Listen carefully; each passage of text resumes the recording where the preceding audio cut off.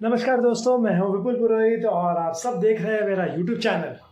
दोस्तों, आज मैं एक बहुत बड़ी खुशखबरी आपके लिए लेके आया हूं। आप देख सकते हो इस वीडियो का जो शीर्षक है, जो टाइटल है, वो क्या है? हाँ, कोविड मेडिसिन 2DG। जी हाँ दोस्तों, जिस खुशखबरी की मैं बात कर रहा हूँ वो कोविड मेडिसिन 2DG से रिलेटेड है। काफ़ी समय से हम इस कोविड नाम की महामारी से जूझ रहे हैं। इसको निपटने के लिए वैक्सीन आई थी बाजार में।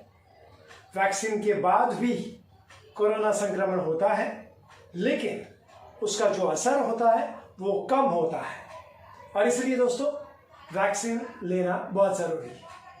अब वैक्सीन के अलावा जो दूसरी बहुत अहम बात है और वो है दवाई। ओके, दवाई भी बहुत ज़रूरी है क्योंकि वैक्सीन दवाई नहीं होती। तो किसी भी रोग को, अगर बीमारी को निपटना है तो वैक्सीन के साथ साथ दवाई का होना बहुत ज़रूरी है। और दोस्तों, यही खबर लेकर मैं आज आपके सामने पेश हुआ हूँ। इस वीडियो में हम बात करेंगे अबाउट 2DG, जो एक दवाई है। अब ये जो दवाई है इसे हम लोग बोलते हैं ओरल मेडिसिन। हम क्या बोलेंगे इसे? Oral medicine. ओरल मेडिसिन का मतलब ये होता है दोस्तों कि हम इसे मुंह से ले सकते हैं। ओके, हम इसे मुंह से ले सकते हैं। ये अवेलेबल है in the form of a sachet. Okay, Electral का सैचेट देखा होगा आपने।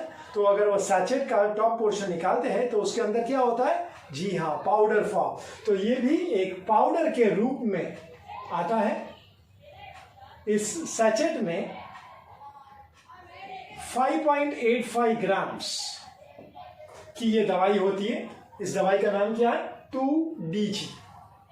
ओके, अब ये वाटर सोल्यूबल है, मतलब पानी में आसानी से घुल जाता है। इसलिए जिस तरीके से आप इलेक्ट्रोल पाउडर को 1 गिलास पानी में डालते हो, ओके, उसे अच्छी तरह से मिलाते हो ताकि वो पाउडर घुल जाए और फिर वो पानी आप पी लेते हो, उसी तरीके से यहाँ पर भी करना है। Okay, it has to be dissolved in water.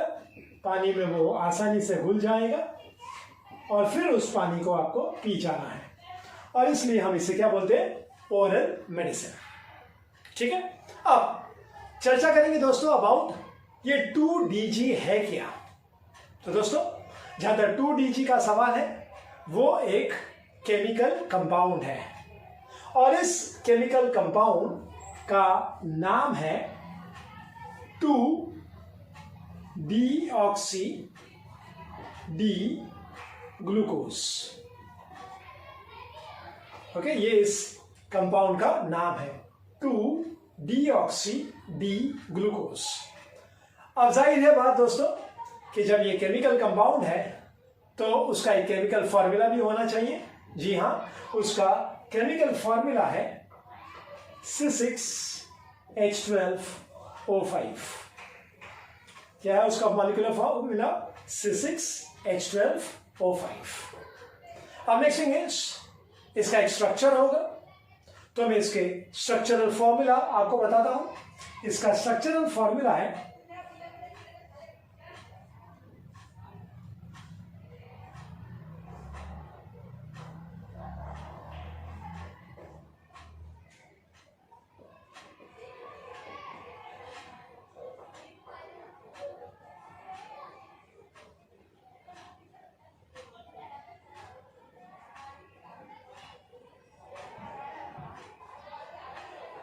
ये है दोस्तों इसका स्ट्रक्चरल फॉर्मूला।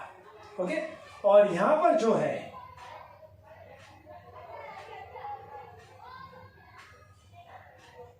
ये 5 कार्बन है और प्लस ये वाला एक कार्बन, मतलब C6। 12 हाइड्रोजन है और 5 ऑक्सीजन है। तो दोस्तों वापस से बता देता हूं, 2DG एक केमिकल कंपाउंड है और उस कंपाउंड का नाम है two deoxy D glucose. It's a chemical name. अभी केमिकल नेम है तो उसका मॉलिक्यूलर फॉर्मूला होना जरूरी है। सो C6H12O5 मॉलिक्यूलर फॉर्मूला है तो उसका स्ट्रक्चरल फॉर्मूला भी होना चाहिए। तो ये है उसका स्ट्रक्चरल फॉर्मूला। मैंने उसको आपकी प्रॉपर्टीज बता दी है कि वो डिजॉल्व है, वो होता है वाटर में। It is available in the form of a powder, white colour का होता है वो व्हाइट पाउडर। इसलिए मैंने वो आपको अच्छी तरीके से अंदाजा आ जाए तो मैंने बहुत सिंपल एग्जांपल दिया है आपको, जी हाँ, इलेक्ट्रल पाउडर। ओके, तो वो सैचेट के फॉर्म में आता है, ये भी सैचेट के फॉर्म में आएगा। इस सैचेट में जो इसका वजन है वो है 5.85 ग्राम्स। जब उस सैचेट को तोड़ेंगे उसमें से क्या निकलेगा, व्हाइट पाउडर, वो पानी में डालिए, घुल जाएगा, पी लीजिए। एंड देयरफॉर, जब क्योंकि हम मुंह से पीते हैं और इसीलिए हम इसे क्या बोलते हैं, एक ओरल मेडिसिन। आई बात समझ में? तो ये था about what exactly the 2DG stands for. Okay, अब हम आगे बढ़ेंगे। इस दवाई को किसने विकसित किया है इसके बारे में हम चर्चा करेंगे। फिर उसे किसने मान्यता दी है, किसके आधार पर इस दवाई को मान्यता प्राप्त हुई है, और यह दवाई किस तरीके से कोरोना वायरस को फैलने से रोकता है, इसके बारे में हम चर्चा करेंगे। ओके, तो सबसे पहले शुरू करेंगे किसने ये विकसित की है। Okay, it is developed by defence research and development organisation, जिसे शॉर्ट फॉर्म में, जो काफी सब लोग जानते हैं इसे, DRDO। Okay, so defence research and development organisation. इनकी जो लैब है, अब इनकी लैब का भी नाम मैं बता देता हूं। इनकी लैब का नाम है institute of nuclear medicine and allied sciences, और इसका जो शॉर्ट फॉर्म है वो है INMAS।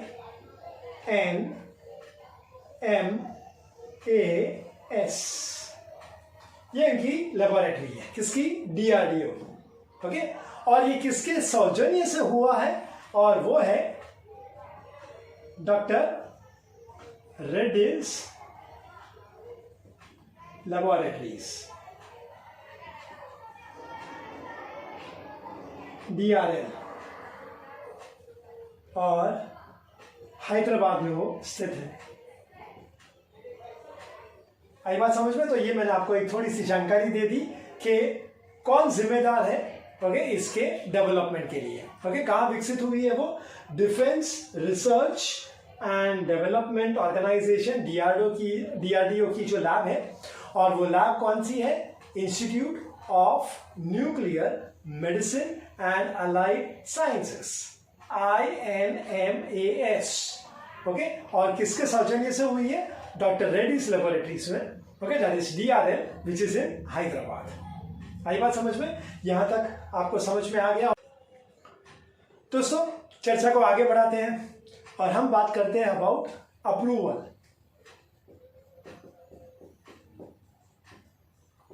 ये अप्रूवल क्या होता है दोस्तों, मान्यता जिसे बोलते हैं।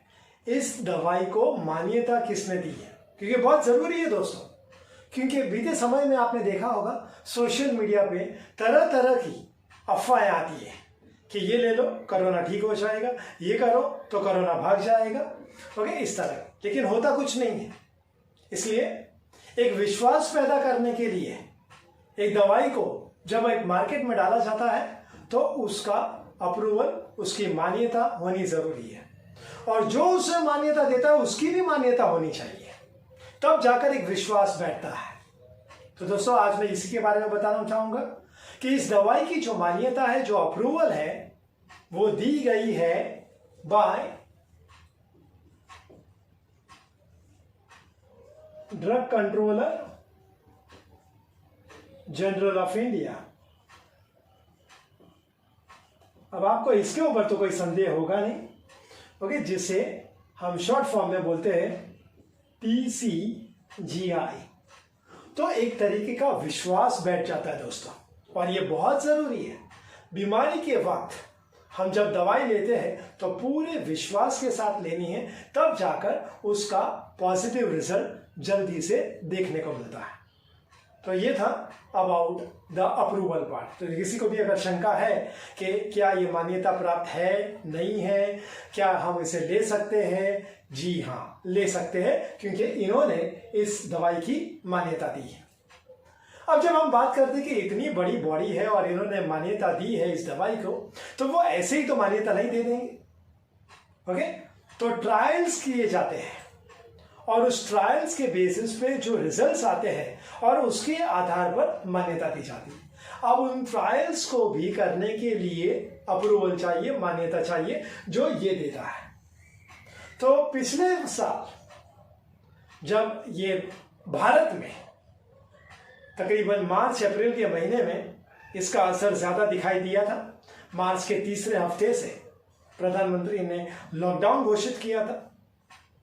तो तकरीबन उसी समय में जो मैंने आपको बताया था कि DRDO along with the lab, उनका जो लैब था, okay, along with doctor Reddy's laboratory, तो इन्होंने मिलकर ट्रायल करने की सोची, अप्लाई किया, अप्रूवल लिया इनसे।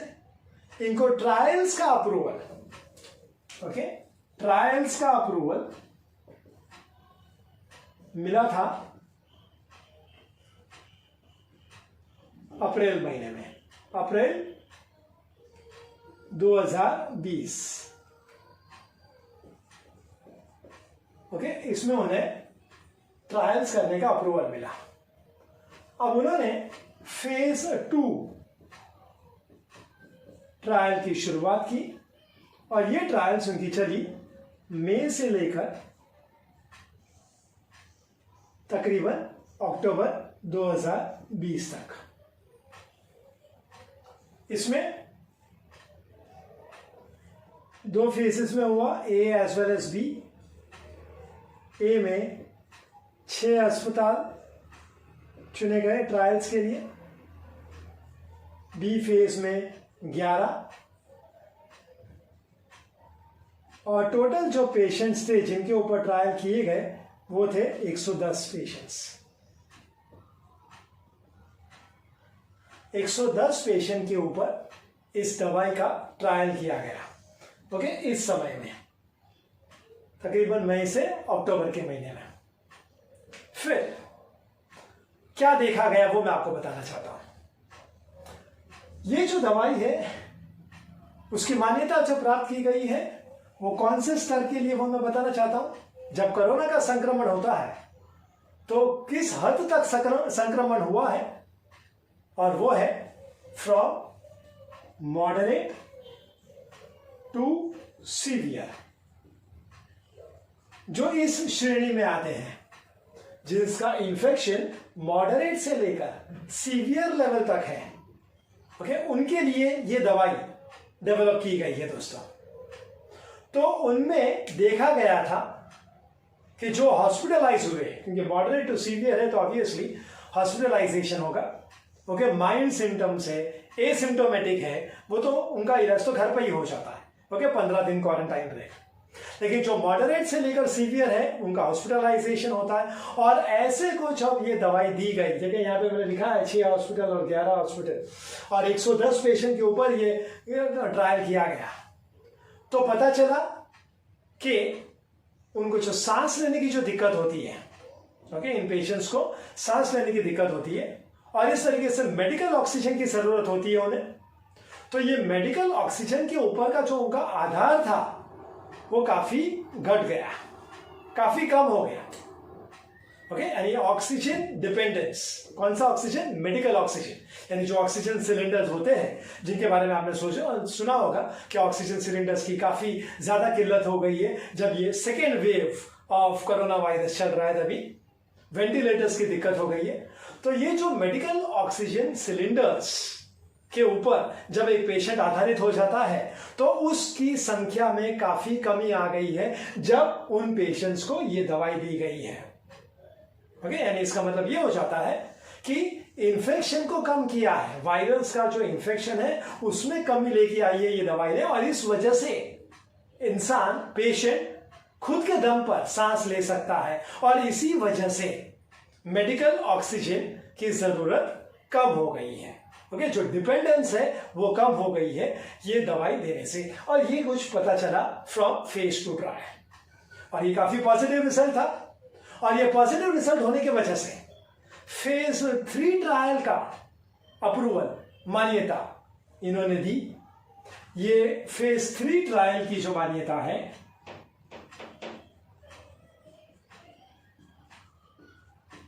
वो तकरीबन नवंबर 2020 में मिली। फेज 3 ट्रायल की मान्यता, याद रखिएगा, अप्रूवल। और ये ट्रायल एक्चुअली की गई फ्रॉम दिसंबर 2020 से लेकर अप्रैल 2021। ओके, इस समय में 27 कोविड हॉस्पिटल्स को इसमें सहभागी किया गया। कितने हॉस्पिटल्स? 27 Covid hospitals. और जो ट्रायल किया गया, यहां पर 110 पेशेंट है, ये अभी दुगना कर दिया और वो हो गया 220 पेशेंट्स। 220 पेशेंट्स पर ट्रायल किया गया। ओके, तो जो फेज 2 के जो हमें रिजल्ट्स मिले थे, अभी देखना यह था हमें कि अगर हम सैंपल साइज बढ़ाते हैं तो क्या उसका असर भी वही रहता है कि फिर वो उसके असर में कमी आ जाती है। इसके लिए सैंपल साइज डबल कर दिया। ओके, 220 पे लेके गए, लेकिन फिर भी पता चला कि जी हाँ, ओके, काफी सुधार हुआ है पेशेंट में जो हॉस्पिटलाइज हुए हैं।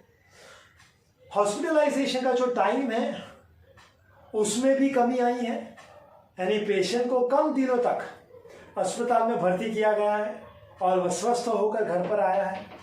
फिर जैसे मैंने आपको बताया, मेडिकल ऑक्सीजन डिपेंडेंस में भी काफी हद तक गिरावट आई है। ओके, और ये सब कुछ देखा गया इवन आफ्टर फेज 3 ट्रायल्स। आई बात समझ में दोस्तों? तो मैं वापस से एक बार पूरा रिपीट कर लेता हूं जल्दी से, संक्षिप्त में, और वो ये है कि सबसे पहले तो इस दवाई की मान्यता किसने दी है, ताकि हम पूरे विश्वास के साथ इसको ले सके और ताकि उसका एक पॉजिटिव रिस्पॉन्स अपने शरीर में देख सके, और वो है TCGI। जी हाँ दोस्तों, okay, it's the drug controller general of India. इनसे पहले मान्यता ली गई फॉर ट्रायल्स, ओके, पिछले वर्ष अप्रैल 2020 में। ओके, और फिर मई से लेकर तकरीबन अक्टूबर नवंबर तक फेज 2 ट्रायल्स चले। ए और बी में 6 अस्पताल, 11 अस्पताल ऐसे लिए गए। ओके, और उसमें 110 पेशेंट के ऊपर इसका ट्रायल किया गया और काफी अच्छा रिजल्ट मिला। हॉस्पिटलाइजेशन का वक्त कम हुआ, मेडिकल ऑक्सीजन डिपेंडेंस कम हो गया और जल्दी से पेशेंट ठीक हो गया और घर चले गया। नेक्स्ट, इसके वजह से फेज 3 ट्रायल्स की मान्यता यही DCGI ने दी नवंबर 2020 में, और फिर दिसंबर से अप्रैल 2021 तक। ओके, 220 पेशेंट के ऊपर ये ट्रायल चला और जो देखा गया था फेज 2 ट्रायल में वही पाया गया फेज 3 ट्रायल में भी। ओके, और फेज 3 ट्रायल में कितने हॉस्पिटल्स लिए गए थे? 27 कोविड हॉस्पिटल अलग अलग राज्यों से लिए गए थे। ऐसा नहीं है कि एक ही राज्य से लिए गए।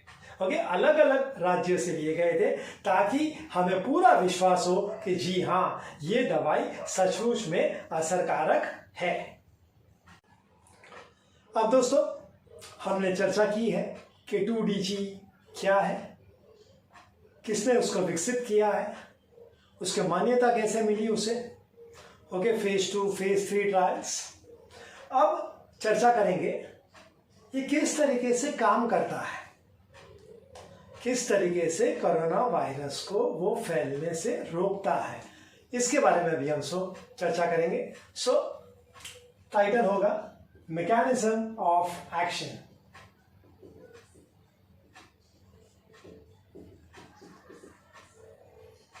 किस तरीके से ये दवाई अपना प्रभाव दिखाती है कोरोना वायरस को फैलने से रोकने के लिए। तो दोस्तों मैं आपको बताना चाहूंगा कि जब भी हम वायरस की बात करते हैं, हम कोरोना वायरस की बात नहीं करते, ओके, कोई भी वायरस की बात करते हैं, पहले भी हमें हुआ करता था, डॉक्टर बोलता था वायरल इन्फेक्शन हुआ, ये दवाई ले लो, ओके, और ठीक हो जाओगे कुछ दिनों में। तो जब भी हम कोई भी वायरस की बात करेंगे, वो वायरस घातक क्यों होता है? क्योंकि उसके पास मल्टीप्लिकेशन की एक क्वालिटी है, ओके। वायरस मल्टीप्लिकेशन, एक से अनेक होने की जो प्रक्रिया है उसे हम लोग क्या बोलते हैं? मल्टीप्लिकेशन, और ये काफी घातक है, वायरस मल्टीप्लिकेशन।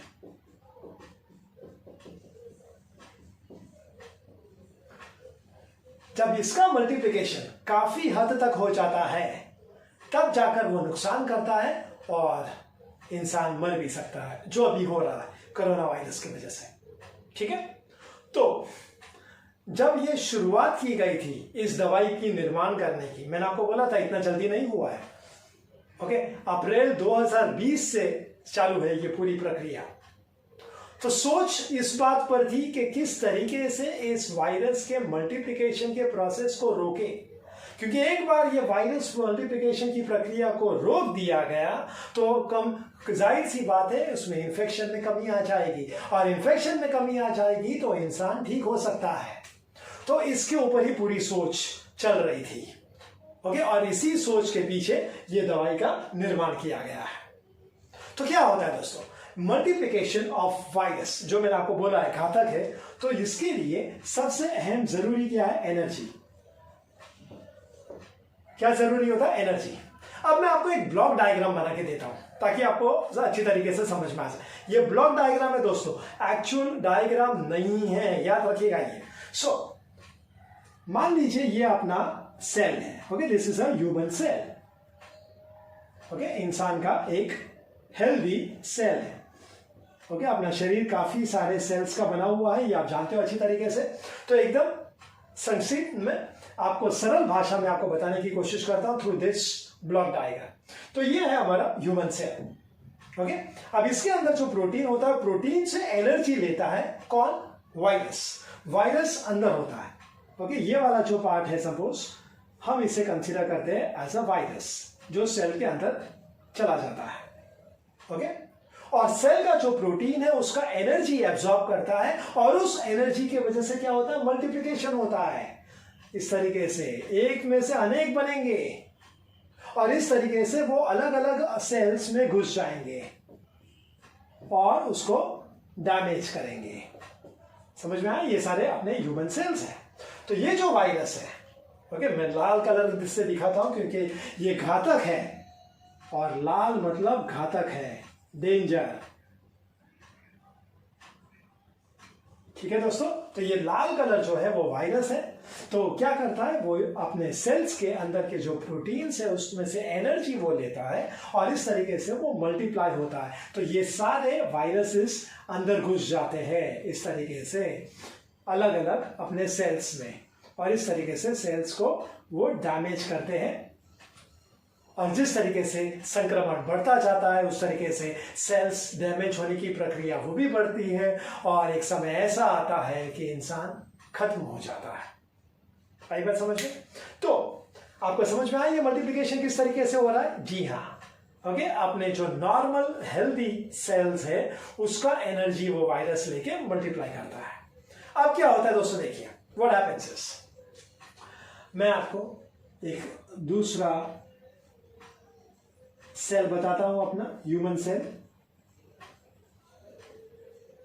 ओके। अब इसमें ये वायरस ऑलरेडी है, लाल कलर का बता देता हूं वायरस,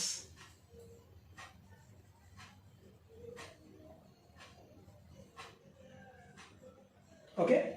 मतलब ये सेल संक्रमित है, आई बात समझ में? It is infected, okay, with the virus. So this cell is infected with the virus.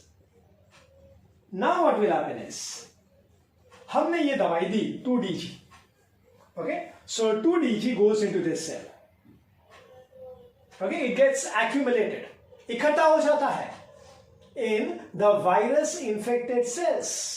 तो ये है अपना 2DG,